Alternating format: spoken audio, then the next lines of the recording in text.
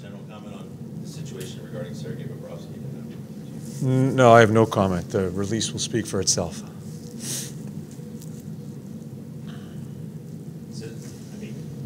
The release will speak for itself. Yeah. No sense in even asking any question. There's no sense asking. My answer is the release will speak for itself. And as far as the players, I've already told the players there's no sense of talking to them either. This will be handled inside. Yarmo and I will do the speaking on it if any more speaking needs to be done. But the release speaks for itself. The release speaks for itself.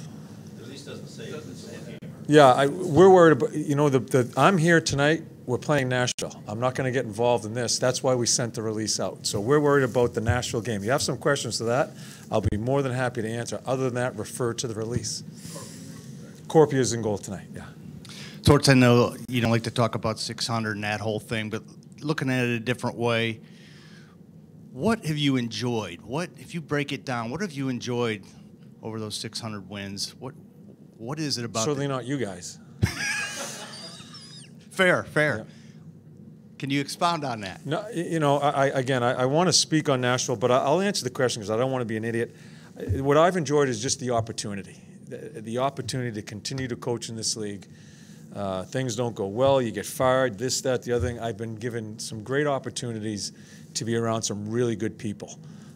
That's what's enjoyable to me. So the 600 is not a big deal for me. It just shows me that I have been given a great chance to stay in this league and coach with some great people and some great coaches, players and coaches. What about the game specifically have you loved? I mean, what is it? I mean, if you really break it down. There's no one thing I love about the game. I love being involved in the game, and that's where it's an honor that I've had the opportunity to spend as much time as I have within the game. I'll tell you one thing. The greatest thing about the game, I think, are the athletes. I think we have terrific athletes that we're allowed to be with every day. Notwithstanding, just the hockey people. I think you have your ups and downs, you have your conflicts, this and that, but we have right through the league, players, managers, right on through. We have great people in our game. That's what I am thankful for, that I've been able to be involved in it this long. What about the pride factor of being an American coach? Both you and Peter are both coming up on this milestone. Yeah. This is mostly for a lot of the guys are Canadians. What does it mean for you as an American to kind of be on this? I've never. It's never been an American-Canadian thing for me. It never has, because the game itself, we're all involved in it together. So that's never been I never really think of it that way. Guys, I don't think of the 600 as something special. It's a number. But what I'm telling you is I'm honored and privileged to have the opportunity to be in the game as long as I have.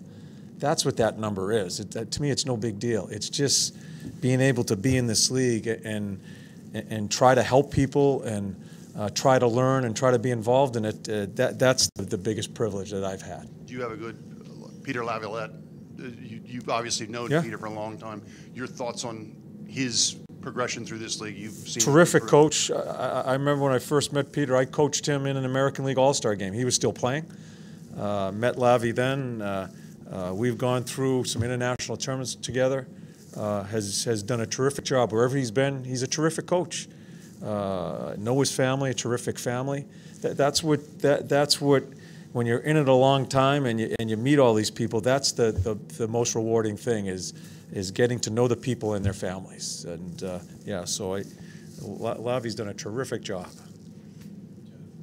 To have Nick back out on the ice this morning, how nice is it to have him back on every level? And also, how much did you guys miss him while he was gone? Yeah, most important level, he's back with his family in Columbus, and that's the most important thing. You can tell the boys are excited to have him out here. I answered a question the other night. As each game went by, you could tell we missed him more and more as each game went by. So the most important thing is that his family seems to be well. They're all together now, and he's able to concentrate on trying to win a hockey game tonight. John, is that a guy that you miss the more he's gone? The more he's gone, you're like, boy. I just said that, Dave. Right, yes. but I mean, with what happens when the captain is not there to pull you through a situation, to pull you through a... Well, I don't think you just lean on Nick. I think the leadership group has done some things. I'm just talking about his overall play and the situations that I put him in. more and more as games go by, that's where it shows up. Yeah, so I'm just glad everything's well and he's ready to play some hockey. And on tonight, John, how do you just talked about coaching through ups and downs, coaching guys through situations where there's a distraction, where there's something where they need to stay focused on their job. That's our job. How have you done that over the years? That's our job. Yeah, I can't tell you how I've done it over the years because every situation's different, but that's a big part of any coach's job, and it's a big part of any player's job, is to handle situations that things aren't just perfect. This game is never perfect. There's always influences, momentums, distractions all the way through each year, through each game, through each season. That's the biggest thing about trying to get on top of things, is handling those things right. And there was a couple years while Foligno was here before he was named captain. I think you would admit you had some bumpy roads the first couple of years with him as captain. Yes. Has he ever felt more like a captain than he does now to you? In other words, do you feel like that hill has been climbed by him? Yeah, but I think Nick and I both know he needs to keep climbing. Just like any coach, any player, in any type of leadership role, you've got to keep on growing. But Nick has, I've said it many times, I didn't think he'd be able to become that type of guy. And he has, and I still think he's learning. We have constant conversations as far as trying to help one another through things so we can help the team. So that's constantly growing as we keep on going here. Johnny, getting a chance to chew and digest that game the other night, you look at what are the needs. What do they have to get back to be able to create that so-called identity again? And, you talking about the Tampa game? Yeah. Well, I think he would look at our second period. That's how we should be playing all the time. 8-1 in scoring chance. We had a really good second period. First period was just a few too many turnovers in the neutral zone, and in the third period to me was a wash as far as some of the minutes and some of the minutes they played. So I think we know how we have to play. I think we showed that type of determination. It's really through a number of the minutes of the Tampa game, not just the second period. But we didn't find a way to win. So again, we have another really good opponent here. It'll be a really good test for us. With Doobie out, how do you handle those critical face-offs? Is there a go-to guy now for you? Well, Jens falls in line there a little bit, but when he's done some work, we'll just see how it goes. I'm going to make that decision as the game goes on and see who gets going. Luke's biggest weakness is his face-offs, as it happens with a lot of young players.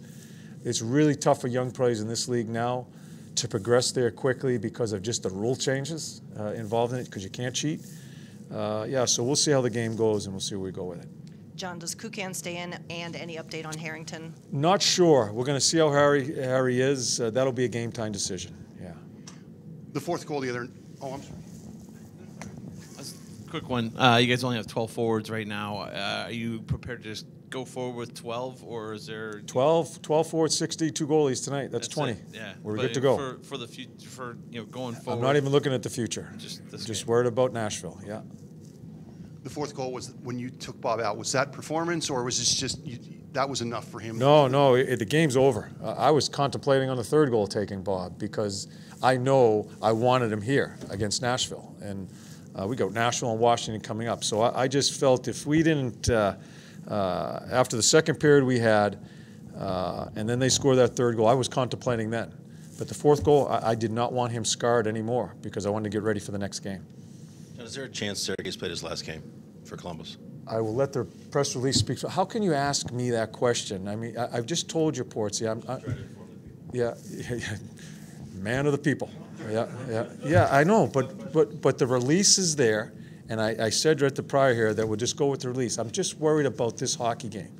I'm not trying to be inconsiderate. We have a game to play, and it's a very important game for us. That's fine. You guys can generate what you want. I'm not going to be involved in it. And that's all I'm saying to you is I need to worry about the hockey club. As you need to worry about the fans, I need to worry about the hockey team. Okay. Man of the team, yeah.